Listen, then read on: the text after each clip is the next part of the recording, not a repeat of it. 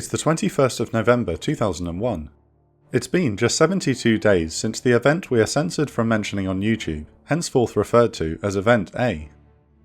As a meeting of the National Security Council draws to a close in the White House Situation Room, President George W. Bush Jr. takes Secretary of State for Defense Donald Rumsfeld aside to speak with him in private. "What kind of war plan do you have for Iraq? How do you feel about the war plan for Iraq?" Bush asks. Rumsfeld explains that the department was conducting a review of all of its standing war plans, some of which were in dire need of updating, but Bush insists, "Let's get started on this, and get Tommy Franks looking at what it would take to protect America by removing Saddam Hussein if we have to."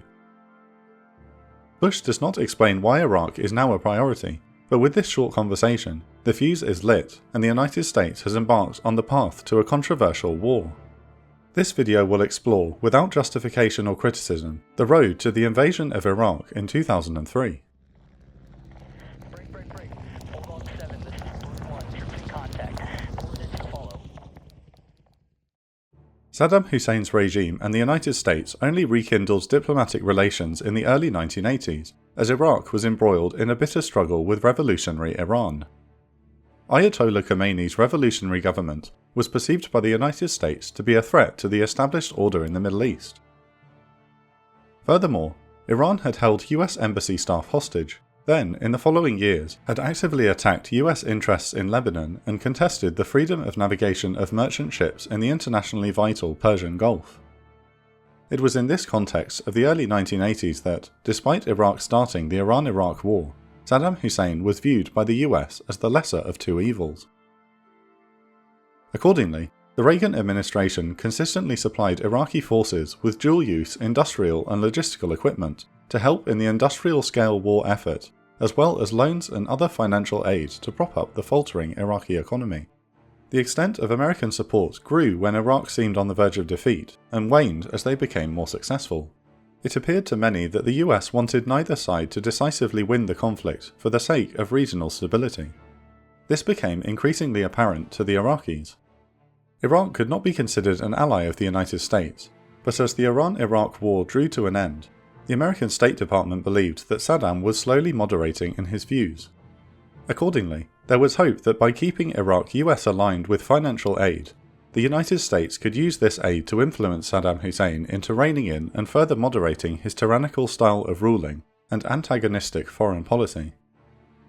US-Iraq relations dramatically reversed on the 2nd of August 1990, after Saddam Hussein's invasion and occupation of Kuwait. Despite public warnings from then Defense Secretary Dick Cheney and other US diplomats, Saddam Hussein believed he had secured American approval for his invasion. The Gulf states, such as Kuwait, were considered partners by the United States, and Iraq's invasion of such a partner was met with outrage in Washington. The allegations of war crimes and human rights abuses by Iraqi soldiers only inflamed tensions. After 5 months of talks, diplomatic efforts and embargoes, the United States Security Council passed Resolution 678, authorizing the use of force to evict the Iraqi army from Kuwait. Saddam Hussein had promised the coalition the mother of all battles, and in the words of President George H.W. Bush, on the 17th of January 1991, the battle had been joined. The United States and a coalition of 41 other nations commenced Operation Desert Storm, beginning with a bombing campaign to pressure Iraqi forces to withdraw from Kuwait. A month later, on the 24th of February, the ground war started. Coalition mechanized forces breached the Iraqi border defences and swept into Kuwait and southern Iraq. The US-led coalition ground forces won a spectacular victory against the Iraqi army and the Republican Guard, driving them out of Kuwait after just 100 hours of combat. However, the Republican Guard was not completely annihilated, and fearing the political optics of the highway of death on the world stage, Bush Sr. authorized a cessation of hostilities, allowing much of the Republican Guard's strength to escape back into Iraq. This victory sparked widespread jubilation among US servicemen, statesmen, and the public at large, yet the outcome was far from perfect. While Kuwait had been successfully liberated, President Bush Sr.'s administration had no clear end state for Iraq in mind. In the lead-up to the ground campaign, on February 15, 1991, President Bush Sr. delivered an oft-repeated speech, calling upon the Iraqi army and the Iraqi people to overthrow Saddam Hussein. Meanwhile, US psychological warfare units dropped leaflets over Iraqi positions, similarly calling upon them to overthrow their government. During the air campaign, several attempts were made to assassinate Saddam Hussein via airstrike. Yet, despite these efforts, there was little appetite for overt US involvement in any regime change. Few in the Bush administration, including the president himself, seriously expected any revolution to occur, and if it did, fewer still wanted the United States to be involved. Notably, CENTCOM Commander-in-Chief General Norman Schwarzkopf opposed continuing the advance onto Baghdad, citing that the US had no mandate to do so and would lose support from the Arab coalition members. In 1992, he elaborated, arguing that, "Had we taken all of Iraq, we would have been like the dinosaur in the tar pit. We would still be there, and we, not the United Nations, would be bearing the costs for that occupation." Yet, on the 1st of March, spurred on by President Bush Sr.'s encouragement, Iraqi uprisings began. The 1991 uprisings emerged from the two largest and disenfranchised groups in Iraq, the Shia Muslims in the southern half of Iraq and the Kurdish peoples of northern Iraq. While Saddam Hussein's Ba'ath Party was largely secular, they depended upon the Sunni Muslim minority in Iraq as its primary power base, and, in turn, much of the Iraqi government was Sunni. Thus, the Iraqi dictator harboured a deep distrust of Iraq's majority religious group, the Shia, whose religion he actively suppressed. Delusioned in defeat, conscripted Shia soldiers in the Iraqi army began to rebel and actively fight against Saddam's government, pushing north towards Baghdad. The Kurdish peoples in northern Iraq had fought a long-running insurgency against Saddam's regime. However, their last major uprising in 1988 had ended after up to 5,000 Kurdish civilians in the town of Halabja were massacred by Iraqi forces using gas. With the Iraqi army crippled, both groups smelled blood in the water. This moment in early 1991 was the closest Saddam Hussein would come to losing his grip on power. While the United States no-fly zones over Iraq prevented Saddam from using his air force against the rebels, the Bush administration made no further effort to intervene. By the summer of 1991, the politically reliable, primarily Sunni Republican Guard stabilized the situation, pushing back Kurdish and Shia forces and enacting a series of brutal reprisals. Bush Sr. hoped Saddam Hussein's government would fall of its own accord. General Colin Powell sought to avoid involving US troops and continue the withdrawal of forces. Secretary of State James Barker feared what he called a Lebanonization of Iraq, and that any US intervention could find itself in the midst of a three-way civil war.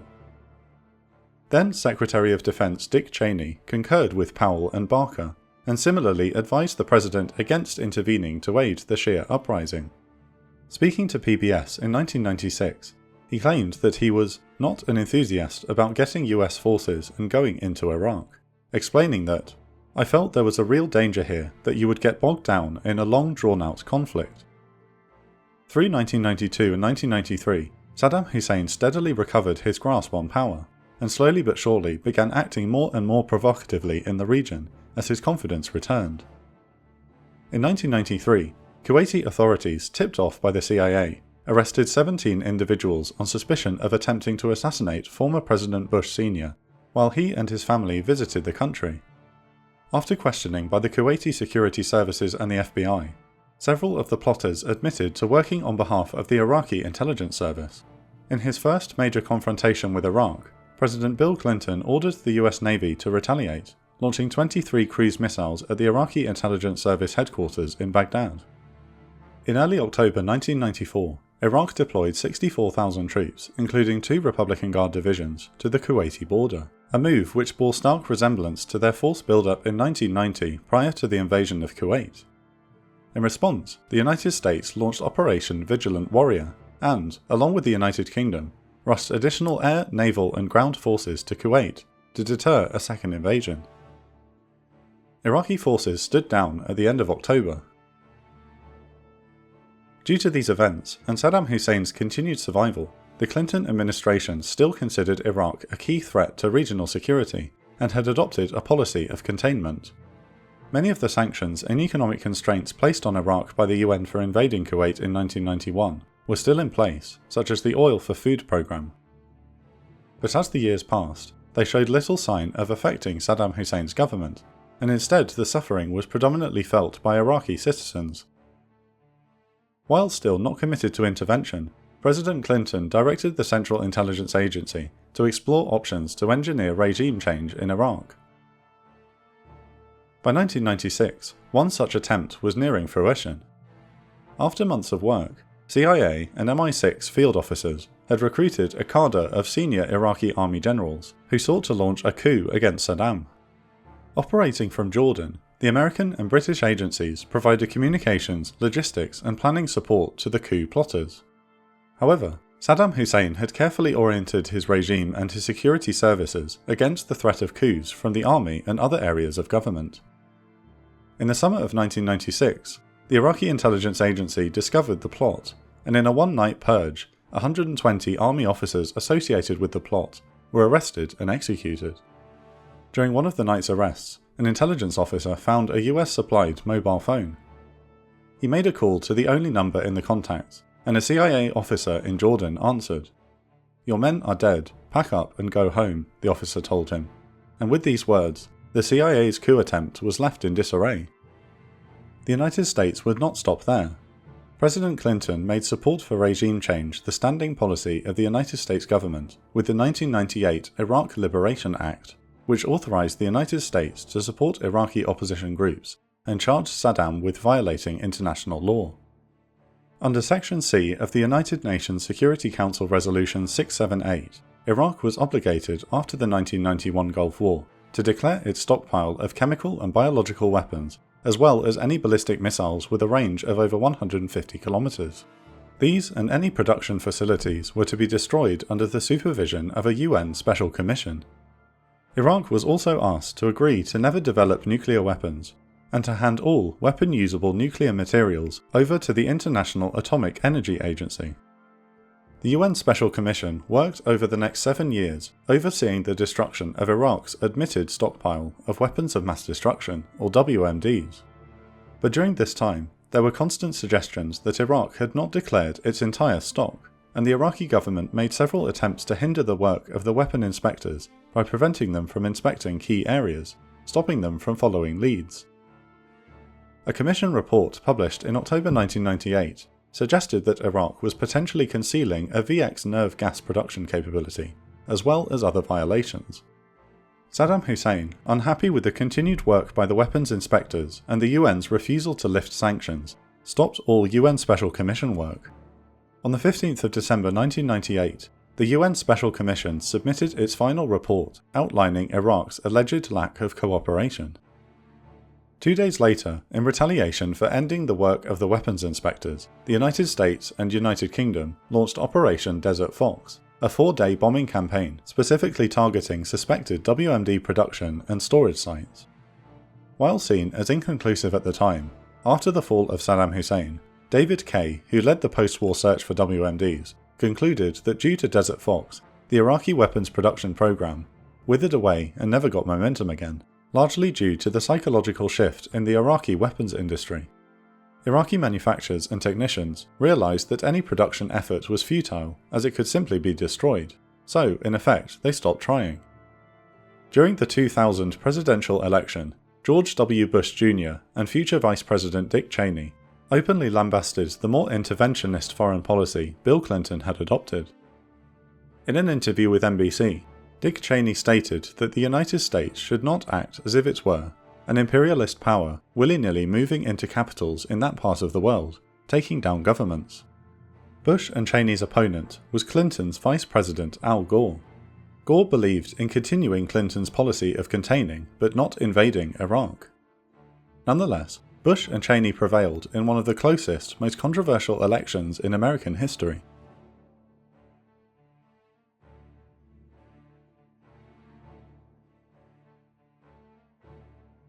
While Iraq was not high on the agenda of Bush and Cheney through early 2001, several key figures in the new administration harboured strong views on Saddam Hussein and exactly how the United States should deal with him.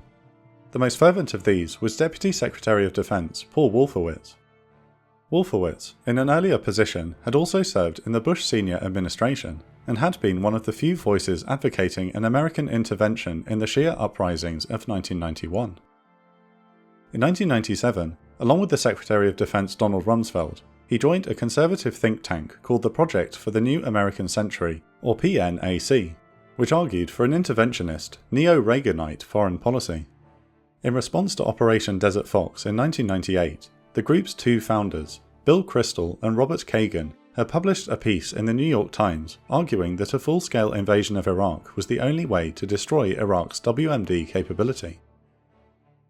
In an open letter to President Clinton that year, the PNAC elaborated on their rationale, claiming that if Iraq possessed WMDs, the safety of American troops in the region, of our friends and allies like Israel and the moderate Arab states, and a significant portion of the world's supply of oil will all be put at hazard.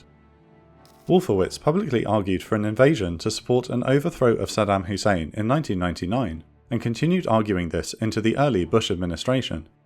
His enclave strategy called for seizing the oil fields in southern Iraq to economically cripple Saddam Hussein, and then from this buffer zone support the Shias who would spontaneously rebel, a proposal which Secretary of State Colin Powell called one of the most absurd, strategically unsound proposals I have ever heard. Through early 2001, Wolfowitz and others put forward numerous draft proposals detailing regime change in Iraq, which were put to President Bush. In an interview with renowned political journalist Bob Woodward, Bush recalled that an increasingly concerned Colin Powell urged, "Don't let yourself get pushed into anything until you are ready for it. This is not as easy as it is being presented." Bush assured Powell, "Don't worry about it, it's good contingency planning, and I know what they are doing, and I'm in no hurry to go look for trouble." It's difficult to overstate the impact that the Event A attacks had on the United States, the security establishment, the Bush administration, and the President himself. Nearly 3,000 Americans, the vast majority of them civilians, had died in what was seemingly a bolt-from-the-blue attack at the heart of American society. In the hours following the attacks, it became immediately apparent that Person A and Organization A had been the mastermind. Person A had become the primary national security threat to the United States after he issued a 1998 fatwa titled Jihad against Jews and Crusaders. Organization A had attacked the US embassies in Kenya and Tanzania that year. In 2001 alone, President Bush had been warned of Person A and Organization A in presidential daily briefs 36 times. In the afternoon, Secretary Rumsfeld was in the Pentagon, in the immediate aftermath of the attack on the building. He had been one of the hundreds helping move the injured from the impact site, but by 2 p.m, as firefighters continued to battle the flames, the Secretary of Defense was already back at work, having preliminary discussions with his staff on how to respond to the attacks. One staffer's notes recall Rumsfeld had openly contemplated if they could go after Person A and Saddam Hussein simultaneously. The next day, National Security Councilman Richard A. Clarke claimed the president asked him to look into Saddam's potential involvement in the attack. Clarke protested, insisting, "Mr. President, Organization A did this." According to others present in the Situation Room, Bush is said to have forcefully replied, I know, but see if Saddam was involved, just look." Several days later, Clarke submitted a memo confirming his assessment that there was no evidence linking Saddam Hussein to the attack. In 2004, the final Event A Commission report to Congress discussed Iraq's links to Organization A. Person A had sought to cooperate with Iraq in the mid-90s, but Saddam never entertained the offer. In 1998, as the crisis over UN weapons inspectors was developing, Iraqi officials reached out to Person A, due to them having a common enemy in the form of the United States, and allegedly offered him safe haven in Iraq in 1999, which Person A refused, preferring Afghanistan. The final report assessed that Iraq and Organization A talks went no further, and there was no reliable evidence to link Saddam Hussein or the Iraqi government to the Event A attacks. On the 15th, the National Security Council met at Camp David to discuss the United States' response to Event A. Secretary Rumsfeld proposed attacking Afghanistan to root out Organization A, but also proposed an invasion of Iraq.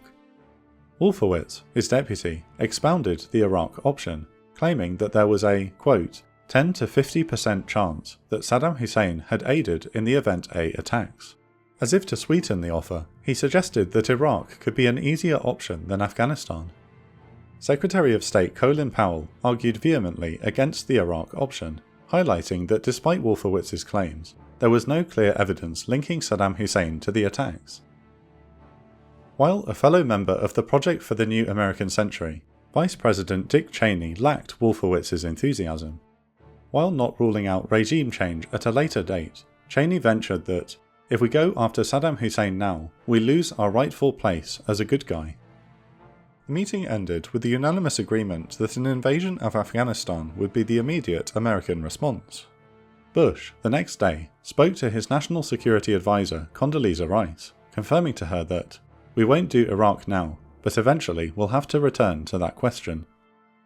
By the 26th, leading elements of the CIA's Special Activities Division were on the ground in Afghanistan, linking up with the Afghan Northern Alliance rebels to begin their campaign to topple the Afghan regime. US and Allied special and conventional forces officially began filtering into the region on the 7th of October. The conflict rapidly escalated, and for the next several months, Afghanistan was the priority of the Bush administration.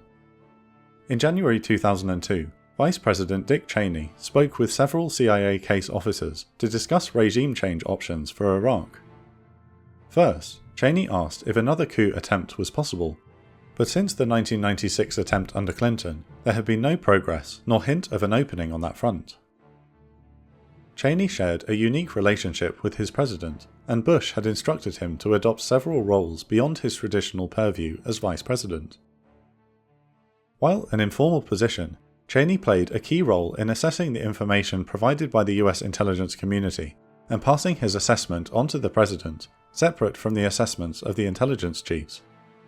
The US intelligence agencies unquestionably dropped the ball prior to the Event A attacks, and this severely undermined the confidence of the president and many of the secretaries in their assessments.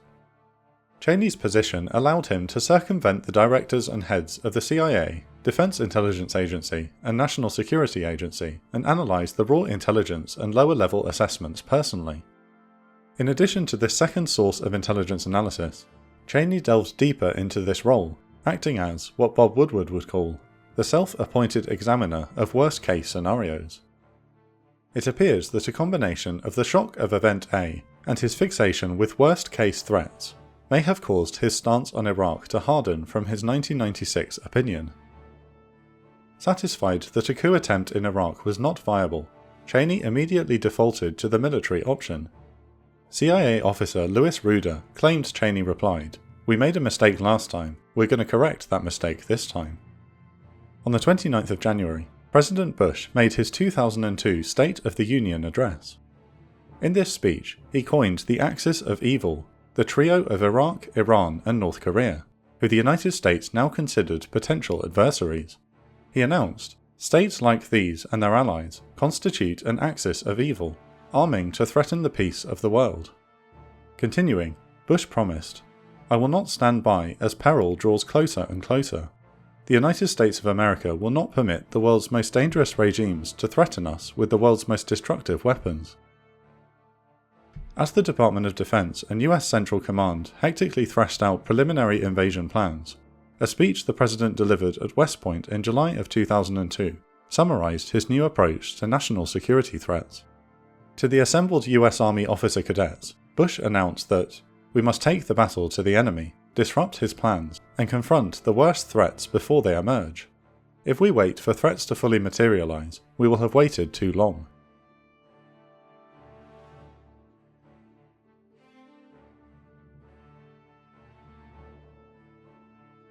On the 7th of March 2002 in Downing Street, British Prime Minister Tony Blair chaired a fateful cabinet meeting that would see the United Kingdom join the United States on the path to war.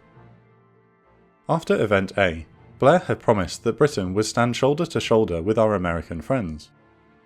This was no empty statement, and MI6 and British Special Forces had played a key role in the invasion of Afghanistan in 2001. But the British government had sensed a shift in American priorities towards Iraq.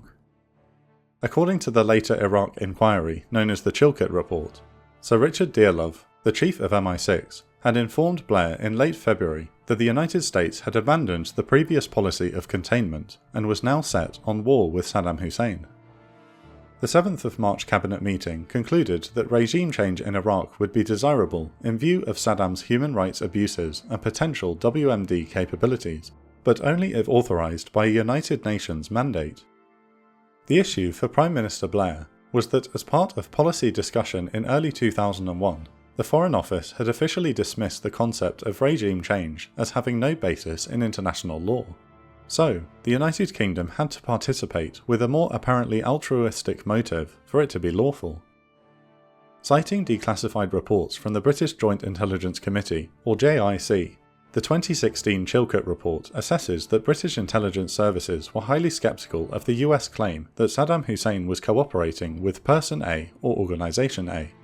But the report notes that there was an ingrained belief in much of the British government that Saddam Hussein could have expanded his WMD stockpile in the years when weapons inspectors were absent. It states that public references to Iraqi WMDs by the Blair government were much more stark than the information the JIC provided would have warranted. It was the threat of WMDs that formed the foundation of the British government's alleged justification for war. Blair discussed this possibility of war a month later at the Prime Minister's official country residence in Chequers in preparation for a meeting with President Bush. He announced that it would be beneficial to remove Saddam if it could be done without terrible unforeseen circumstances. Admiral Michael Boyce, the Chief of the Defence Staff, the professional head of the British Armed Forces, was stunned and desperately attempted to walk Blair back.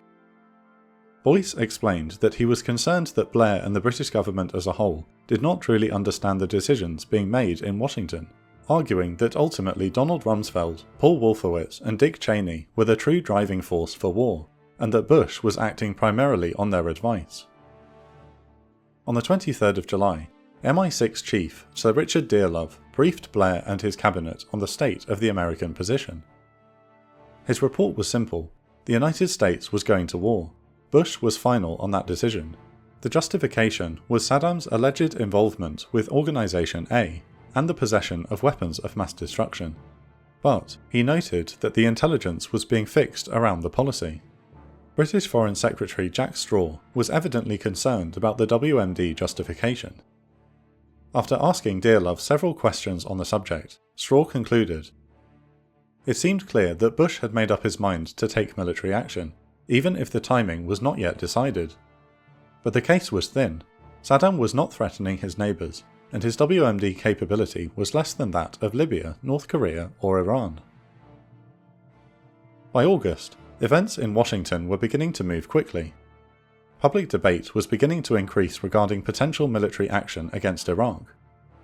As the weeks went by, President Bush was briefed more and more regularly by Donald Rumsfeld and CENTCOM Commander General Tommy Franks, discussing the finer details of the Iraq operation. Colin Powell grew increasingly anxious, fearing that the president did not understand the short and long-term ramifications of a potential invasion.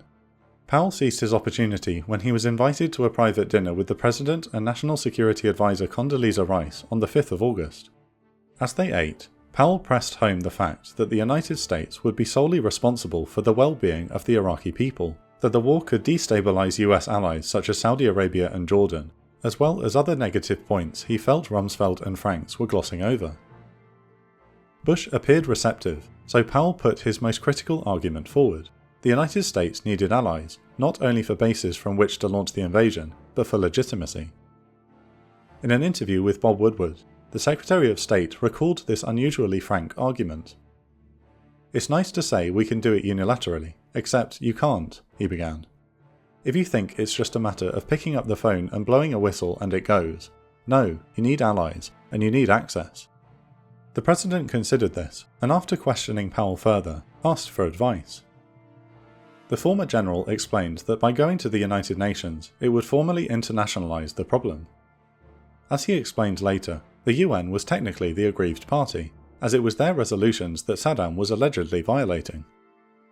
Though, Bush had to accept that the United Nations may be able to resolve the crisis and avert war. After several hours of discussion, Powell and Rice felt sure they had convinced Bush of an international and coalition-building approach. On the 26th of August, Dick Cheney, at a speech for the veterans of foreign wars, almost entirely disregarded Powell's UN approach and derided the possibility of forcing Iraq to accept more weapons inspectors. Concerned that Bush was being steered from the agreed course by hawkish elements of the administration, Powell met with his British counterpart Jack Straw. Straw recalled in an interview with the BBC that he had told Powell that the United Kingdom would not be able to join the United States without a United Nations mandate, because it would be unlawful and there would be no parliamentary or popular support otherwise. To force this point, Prime Minister Blair flew to the United States, joining President Bush and Dick Cheney at a meeting in Camp David. Like most of the British government, Blair believed that the United Nations route was the only lawful option. A classic theme of Anglo-American relations is the belief amongst British leaders that with careful diplomacy, they can quietly influence the United States government and persuade it to take a more moderate course. In line with this questionable tradition, Blair committed the United Kingdom to follow the United States down the path of war to its completion, insisting that they were not just fair-weather allies. Blair had now firmly placed the UK in the American camp. Bush listened intently as he explained that his government needed a UN resolution to gain parliamentary support for the conflict. Making no commitment, the president waited as Cheney delivered his own argument, insisting that the United Nations route was only likely to entangle the United States. Bush considered these options and was won over by Blair and Powell's international approach. All that remained to be done now was to sell the war.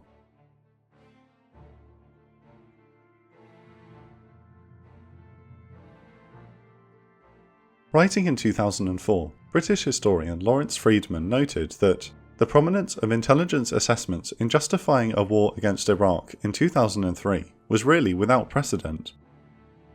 This meant there was unusual pressure on the British and American intelligence services to supply sufficient evidence of Iraqi weapons of mass destruction or Saddam's support for militants to win public and international support for an invasion. This led the intelligence agencies to stray from their established methodologies and begin looking for sources and information to fit the assessment they sought to provide, disregarding any evidence to the contrary, leading to a dangerous form of confirmation bias. Further warping these assessments was a prevailing loss of confidence in the abilities of the intelligence services after Event A. The reason being that if they had missed the Event A plot, it was entirely possible they could be missing key information on Iraq. So, the politicians pressing for war played an unusually large role in interpreting raw intelligence reports. Rumsfeld and Wolfowitz in the Defense Department had their own intelligence analysts review reports given to them by the CIA and others. They noticed things that nobody else had noticed. It was there all along, it simply hadn't been noticed, a Department of Defense official claimed, because the CIA and DIA were not looking.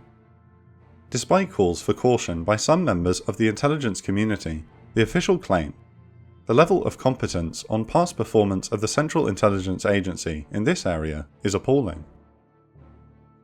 With the confirmed switch to an internationalist UN-based strategy, the search for evidence of WMDs assumed a renewed importance, as even the Bush administration was finding that, by September 2002, no clear consensus could be formed as to whether Saddam had any links to Organisation A, and UN support could not be mobilised without some existential threat. In February, the CIA had received a report from Italian military intelligence indicating that Iraqi officials sought to purchase Yellowcake uranium from Niger. The CIA had received a less detailed report in October 2001 and disregarded it, but the increasing pressure to find evidence of Saddam's WMD programs meant that the new report was seen in a different light by both the CIA and DIA. Vice President Cheney jumped at what he saw to be an Iraqi attempt to kickstart a nuclear weapons program, and ordered the CIA to follow trail. In fact, the document was forged by a former Italian intelligence officer who hoped to sell the documents to the French intelligence agency, the DGSE.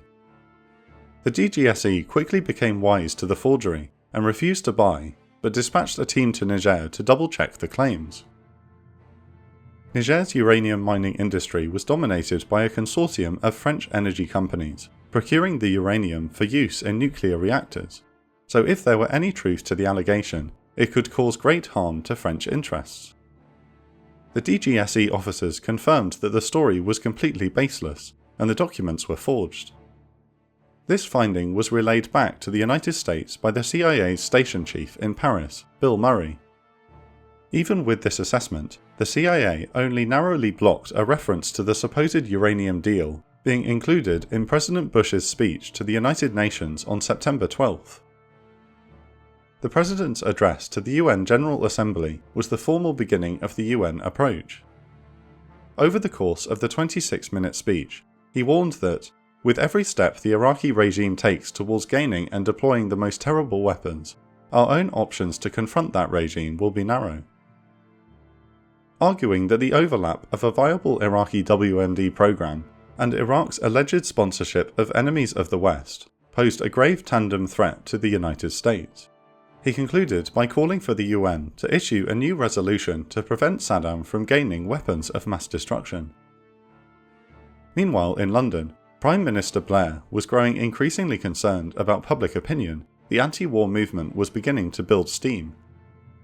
In 2001, the British government had released an intelligence dossier that successfully demonstrated the link between Event A and Organisation A. So, Blair instructed the British intelligence agencies to repeat the process with a preliminary dossier that September. On the 5th of September, Alistair Campbell, Blair's Director of Communications, met with the head of the Joint Intelligence Committee and, despite warnings from the JIC chairman that there was very little actionable intelligence on an Iraqi nuclear program, Campbell told the intelligence chiefs that the dossier needed to be revelatory. While he was not a member of the commission, over the following weeks, Campbell closely supervised the construction of the dossier with the JIC.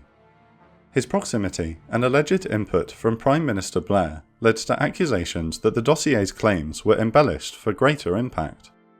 Made public on the 24th of September, it claimed, Iraq was seeking an indigenous ability to enrich uranium to the level needed for a nuclear program, and, if Iraq obtained fissile material and other essential components from foreign sources, they could produce a nuclear weapon in between 1 and 2 years. Iraq had attempted to procure uranium from Africa to this end, that Iraq continued to produce chemical and biological weapons, notably that Iraq possessed mobile biological weapon laboratories, that Iraq had the capability to use its chemical or biological weapons at 45 minutes notice, and that Iraq possessed 20 Al-Hussein ballistic missiles with a range of 650 kilometers. The dossier had the desired effect. The front page of the Sun newspaper exclaimed, Brits 45 minutes from doom, Cyprus in missile range, highlighting the British RAF base at Akrotiri in Cyprus as a potential target, and warning that Saddam could have nuclear weapons in a year. Most other British papers led with similar headlines, yet the intelligence was dubious. The British assessment of the African uranium deal originated from the same false information that the CIA had been chasing. Furthermore, CIA Director George Tenet had previously dismissed the 45-minute claim altogether. In 2016, the Chilcot report, citing the findings of the Iraq Survey Group, found that none of the claims made in the September Dossier were accurate. Despite George Tenet disregarding the 45-minute claim, and despite Bill Murray relaying the DGSE's assessment that the uranium claim was baseless, it was presented as new information to President Bush in his morning briefing, who immediately began to utilize it as he heightened his public rhetoric. As the PR battle was raging, Bill Murray's contacts in Paris yielded a potential intelligence goldmine. Associates with the DGSE introduced him to a French Arab journalist who claimed that he was acquainted with Iraq's Foreign Minister Naji Sabri, who was looking to make contact with the CIA and potentially defect. Murray gave the journalist a series of questions to ask Sabri concerning Iraq's WMD programs. To prove that the conversation took place, Murray provided him with a tailor-made suit for Sabri to wear while addressing the UN General Assembly the next day. Sabri, to this day, denies being in contact with the CIA, but while he gave his speech to the floor of the United Nations, he was allegedly wearing Murray's suit. The journalist relayed the foreign minister's answers. Iraq had no active WMD programs. Sabri allegedly admitted that there may have been leftover chemical munitions from before the 1991 Gulf War, but there was no new production, and there was no nuclear weapons program whatsoever. The head of the CIA's Iraq Operations Group, Louis Rueda, was not convinced, arguing that Sabri's word could not be trusted while he was still part of Saddam's government. Therefore, this intelligence meant nothing unless he defected. Murray managed to bring the matter to Director George Tenet's attention, who passed this to the White House for Bush and Cheney's consideration. The reply echoed Rueda's rebuttal. On the 1st of October, the CIA published its 2002 National Intelligence Estimate on Iraqi weapons of mass destruction. The estimate stated with confidence that Iraq was actively pursuing a nuclear weapons program and harboured significant stocks of chemical and biological weapons. Yet the actual evidence cited in the estimate was minimal compared to the certainty of conclusions in the document. To evidence Iraq's nuclear weapons program, the estimate claimed that the procurement of aluminium tubes pointed to an attempt to build nuclear centrifuges to create fissile material, even though the Department of Energy disagreed with that assessment. The estimate also claimed that Iraq had converted trainer aircraft into unmanned aerial vehicles for the sole purpose of spraying biological agents over targets. Somewhat dramatically, the estimate posits the idea of these drones being launched close to the continental United States to conduct attacks with biological weapons. The report also claimed that Iraq held substantial undeclared stockpiles of up to 500 metric tons of mustard, sarin, GF and VX gas.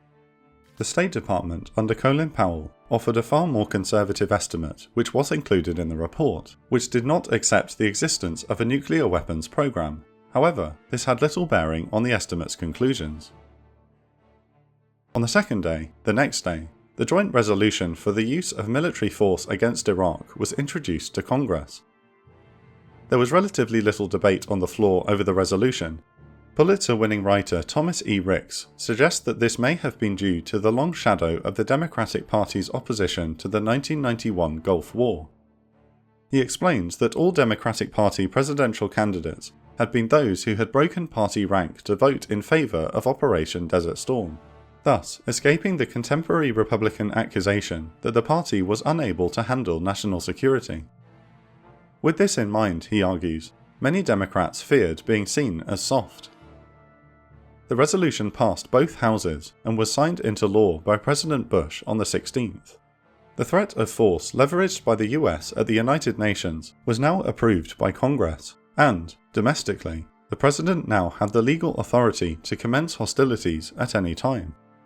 Meanwhile, Colin Powell and his State Department staffers were busy drafting and editing what would go on to become United Nations Security Council Resolution 1441.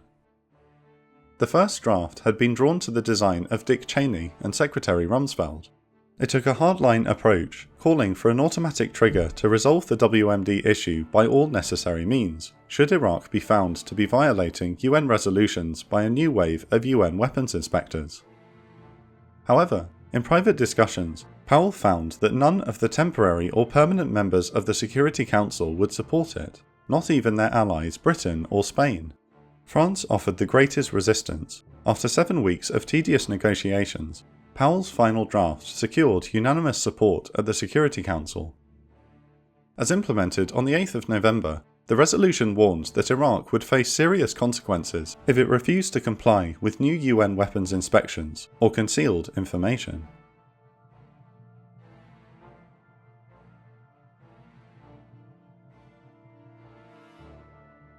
However, it was not wholly clear if serious consequences could mean war, or if the US or UK would need a second resolution to justify a conflict, which was the French Foreign Minister's contention. The Bush administration felt it had forced Saddam Hussein into an unwinnable situation. In a briefing to the press, an administration spokesman outlined the predicament. If Saddam Hussein indicated that he has weapons of mass destruction, and that he is violating the United Nations resolutions, then we will know that Saddam Hussein again deceived the world. If he declared he has none, then we will know that Saddam Hussein is once again misleading the world, because we have intelligence information about what Saddam Hussein possesses. On the 7th of December, as mandated under Resolution 1441, Iraq submitted a 12,000-page brief to the United Nations, detailing its chemical and biological weapons stockpiles. However, The head of the UN Weapons Inspection Team, Dr. Hans Blix, was not confident in the Iraqi brief.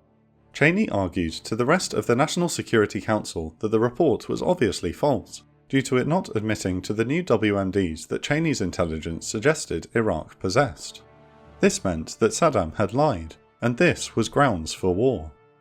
But Rumsfeld, Rice, and Bush disagreed, citing the wording of Resolution 1441, which needed Iraq to make both a false declaration and fail to cooperate before the US could take action. On the 21st of December, President Bush received a briefing in the Oval Office on the final case for Iraqi weapons of mass destruction. It highlighted a series of claims and their supporting evidence. Firstly, Iraqi rocket test sites were larger than those needed for their allowed 150-kilometer range systems. The presentation claimed large quantities of chemical weapons and biological weapon precursors were unaccounted for. The presentation also expounded the threat from Iraqi UAVs, claiming they could strike targets 500 kilometers away with biological weapons. The president was far from impressed.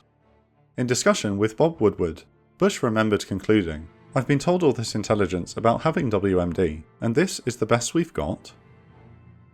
With unusual enthusiasm, CIA Director George Tenet is said to have turned to the president and exclaimed, "It's a slam dunk." Seemingly unconvinced at the briefing's ability to secure international and public support, the president asked his intelligence staff to continue shoring up the case. However, over the Christmas-New Year of 2002 to 2003, Bush continued to receive updates from Dr. Blix leading the inspection effort, which was turning up empty-handed. Simultaneously, the president was receiving intelligence reports indicating that items were being moved from facilities just before the inspectors arrived. On the 27th of January, Dr. Blix made a preliminary report to the UN, stating that Iraq appears not to have come to a genuine acceptance, not even today, of the disarmament that was demanded of it.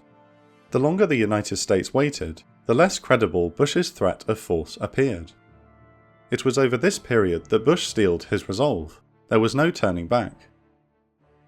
In January 2003, MI6 made another potential breakthrough. The British Intelligence Service managed to arrange a meeting in Amman, Jordan, with Tahir Jalil Haboush, the head of the Iraqi Intelligence Service. Haboush, talking to a senior MI6 official, reiterated much of what Foreign Minister Sabri had explained to CIA Paris Station Chief Bill Murray several months prior. Iraq had no active WMD programs. Yet, MI6 rejected Haboush's plea for the same reasons that the White House rejected Sabri. Haboush did not want to defect, and therefore he was still part of Saddam's government. MI6 assessed that this was an attempt by Saddam to mislead the US and Britain, and the discussions went no further. Another blow to the intelligence community emerged the month after.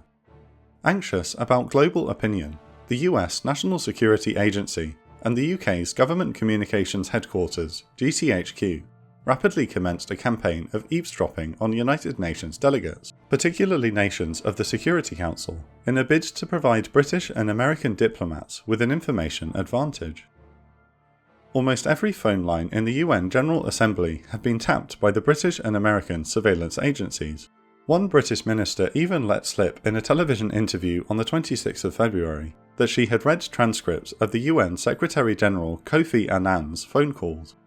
It took until the 2nd of March for the political firestorm to erupt, after GCHQ analyst Catherine Gunn whistle-blew by leaking the email initiating the joint surveillance operation to the Observer newspaper. Worse was yet to come. On the 3rd of February 2003, the Blair government released another intelligence dossier. This was authored predominantly by civil servants, ministers, and Labour Party advisors. It focused less on weapons of mass destruction, but more on the tyrannical and deceitful nature of Saddam Hussein's regime. The dossier was immediately rocked with scandal, as it was discovered that large chunks had been plagiarized from a University of California postgraduate thesis authored by an Iraqi student. Critics labelled it the dodgy dossier, and the name stuck. This amateurish approach angered the British intelligence services, who were tainted by the dossier they had not written. Yet, the methodology and the approach of the intelligence agencies, as directed and pressured by their political overlords, was equally flawed and skewed the intelligence picture of Iraq's WMD capability. US President Bush, Vice President Cheney, and British Prime Minister Tony Blair had all made strong statements indicating Iraq's WMD capabilities in mid-2002, before there was any adequate intelligence to suggest such capabilities. The assumption had been made by national leadership that Saddam Hussein was attempting to revive his chemical, biological, and nuclear weapons programs. Any intelligence to the contrary, even that from the mouths of senior Iraqi leaders behind closed doors, was treated with great skepticism. Meanwhile, almost any intelligence evidencing a revived Iraqi WMD program was seriously considered, regardless of potential red flags. There is no better demonstration of this confirmation bias in action than MI6's assessment of a key intelligence source, codenamed Curveball, sent to the CIA. Elements of his behaviour strike us as typical of individuals we would normally assess as fabricators, but we are inclined to believe that a significant part of Curveball's reporting is true. Curveball was an Iraqi defector and chemical engineer called Rafid Ahmed Alwan al-Janabi. Having fled Iraq to Germany, Janabi fed the German intelligence agency, the BND, key information that informed earlier British accusations of mobile biological weapons laboratories and other secret facilities. In 2011, he admitted in an interview with the Guardian newspaper that he had drawn on his chemical engineering education to convincingly fabricate his entire testimony, in the hopes that Saddam would be overthrown and democracy brought to his home country. With hope for a diplomatic solution, and even a second UN resolution fading, President Bush decided that all of the United States and Britain's evidence for Iraqi weapons of mass destruction and support of militant organisations needed to be presented to the United Nations prior to the commencement of hostilities. Bush selected Colin Powell, by far the most trusted member of the government according to polling data, to compensate for the comparatively thin evidence. "You can afford to lose some poll points," Cheney is claimed to have coldly commented. Nevertheless, on the 5th of February, armed with this intelligence, Colin Powell went to New York and began his now infamous televised speech. For 66 minutes, the Secretary of State played signals intercepts of Iraqi army officers allegedly discussing chemical weapons, cited Iraq's unexplained procurement of aluminium tubes, presented satellite imagery purporting to show chemical weapon production sites, recounted Curveball's reports on biological weapons production, and displayed computer-generated images of trucks matching Curveball's description of mobile production labs. He then switched to alleging that Saddam Hussein had actively sponsored Organisation A, and that Iraq was in the process of training Organisation A associates to use chemical and biological weapons. Powell's speech no doubt helped mobilise domestic public opinion towards conflict with Iraq. Little did the Secretary of State realise that many of his damning allegations were baseless, and elements of the US intelligence community were already aware of this. 10 months prior to the speech, the Defense Intelligence Agency had assessed that Curveball was a fabricator. 2 days before, his own State Department correctly assessed that the aluminium tubes were far more likely for use in small caliber rockets than nuclear centrifuges, which again Powell did not see. The Congress Select Committee for Intelligence in 2004 concluded that much of the information provided or cleared by the Central Intelligence Agency for inclusion in Secretary Powell's speech was overstated, misleading, or incorrect. By mid-February, public opinion was starkly polarised.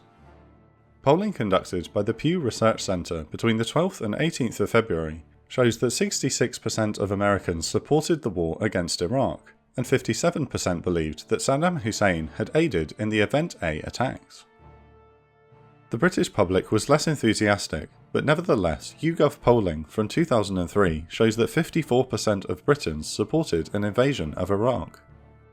Despite this widespread support, the 15th of February saw the largest anti-war protest in history. 3 million demonstrators marched in Rome and a further 2 million in London. In New York, hundreds of thousands marched, chanting and carrying placards reading slogans like "Not in my name," "Don't bomb Iraq," and "No blood for oil."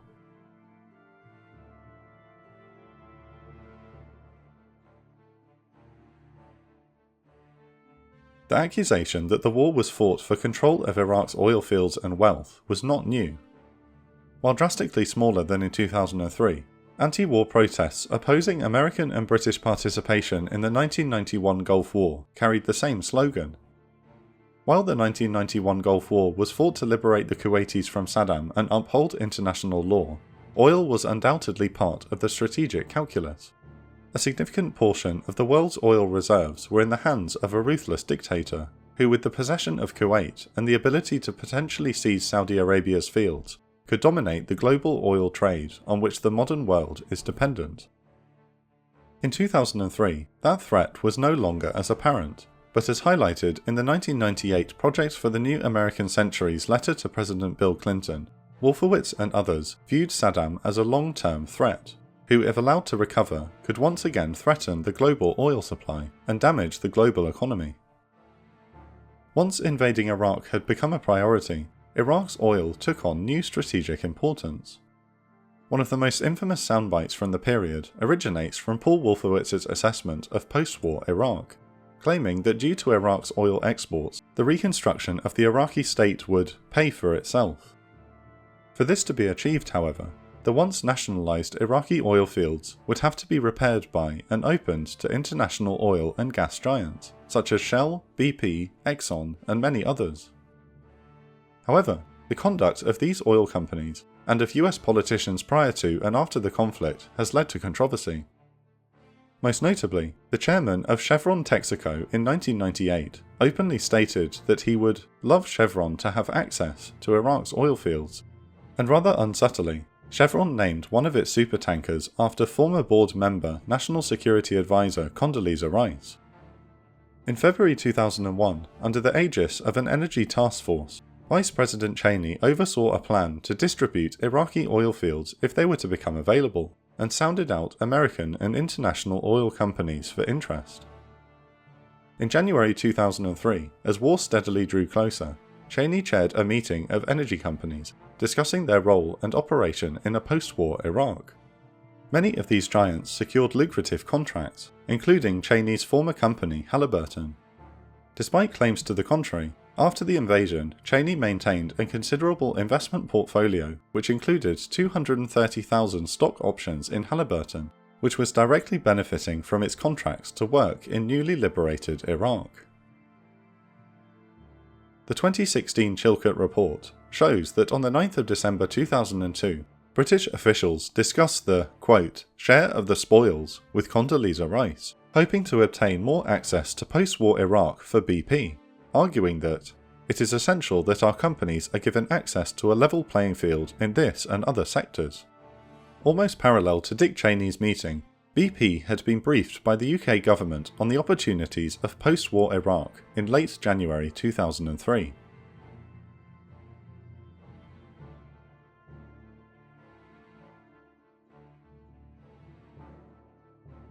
Another key area of controversy is the legality of the war itself. This controversy centres around the UN Security Council Resolution 1441, and if the wording of the resolution, specifically Powell's warning of serious consequences, allowed for US and British military action.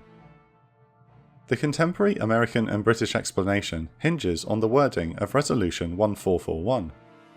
Traditionally, UN resolutions are used to legitimise offensive wars, by allowing UN member states to force the nation in question to adhere to the UN's resolutions by all necessary means.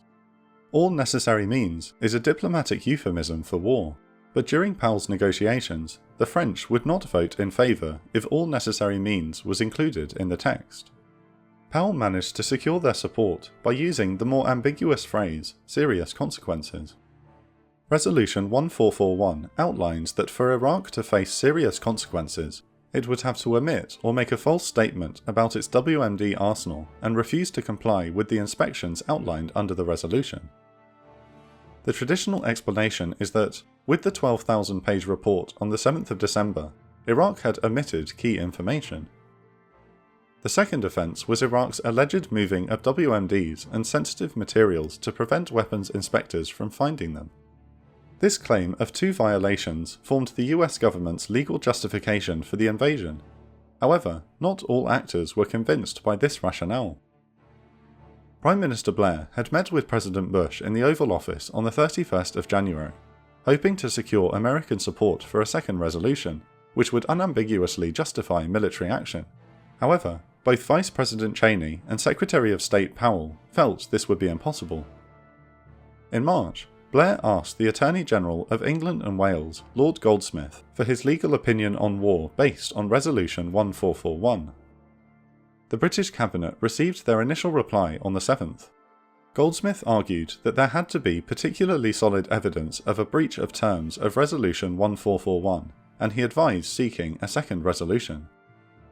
After a week of discussions and deliberations, on the 17th of March, Goldsmith gave his revised legal opinion to Parliament. His justification is somewhat complex.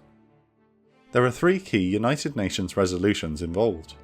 Resolution 678, which allowed the coalition to use all necessary means to evict Iraqi forces from Kuwait in 1991. Resolution 687 set out the terms of the ceasefire ending the First Gulf War. A key part of the terms of the ceasefire was that Iraq should destroy its WMD capability. Goldsmith argued that Resolution 1441 confirmed that Iraq had violated the terms of the ceasefire in Resolution 687, and that 1441 served as a final warning. Then, due to Iraq's alleged continued failure to comply, the clause allowing the use of force in Resolution 678 was automatically revived. In effect, the British government was acting as though the new conflict was a continuation of the 1991 Gulf War. The following day, the International Commission of Jurists in Geneva issued a statement arguing that any action against Iraq would be in flagrant violation of the UN Charter, as they argued Article 1441 did not constitute a plausible legal basis for attacking Iraq, and there was no realistic case for self-defense. In 2004, UN Secretary-General Kofi Annan would also openly condemn the invasion, arguing it was blatantly illegal and had violated the UN Charter. Nevertheless, Goldsmith's judgment was good enough for Prime Minister Blair and allowed him to secure majority support in the House of Commons for military action against Iraq. The United States government maintained that Resolution 1441 provided legitimate justification for military action. That evening, on the 17th of March 2003, President George W. Bush issued his address to the nation, calling upon Saddam Hussein and his sons to leave the country within 48 hours. As he spoke, US, British, and Australian special forces were already infiltrating into the Iraqi desert and preparing to strike the opening targets of the war. 3 days later, on the 20th of March 2003, Operation Iraqi Freedom commenced.